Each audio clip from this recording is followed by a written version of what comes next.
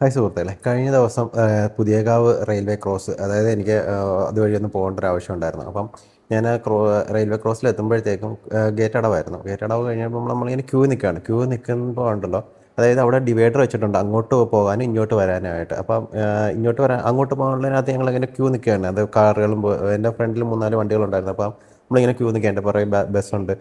ഒരു നോക്കുമ്പോൾ ഉണ്ടല്ലോ, ബൈക്കുകാരെല്ലാം കൂടെ വന്നിട്ട് അപ്പുറത്തെ ട്രാക്കിൽ കയറി അങ്ങ് നിരന്നങ്ങ് നിൽക്കുകയാണ്. ഞാൻ വീഡിയോ ഉണ്ട് ഇതിനകത്ത് കാണാം നിങ്ങൾക്ക്. അപ്പം എന്നിട്ട് ഈ ഗേറ്റ് അങ്ങോട്ട് തുറക്കുന്ന പാടെ ഇതെല്ലാം കൂടെ ചാടി അകത്തോട്ട് കയറുന്നു, ബ്ലോക്ക് ആവുന്നു. കുറേ നേരം നമ്മൾ നിന്നിട്ട് ആ ഗേറ്റ് തുറന്നിട്ട് കുറേ നേരം നിന്നിട്ടാണ് പിന്നെ നമ്മൾ മൂവ് ആയത്. പക്ഷേ മൂവായി അവിടെ എത്തുമ്പോഴത്തേക്ക് വീണ്ടും ഗേറ്റ് അടച്ചു. അതായത് അടുത്ത ട്രെയിൻ വരാൻ ടൈമായി. അപ്പോൾ അവരുകൊണ്ട് അത് ഗേറ്റ് അടച്ചു. വീണ്ടും നോക്കുമ്പോൾ ഇത് തന്നെ അവസ്ഥ. എന്തല്ലേ, ഒരു ഒരു സാമാന്യ ബോധം വേണ്ടേ?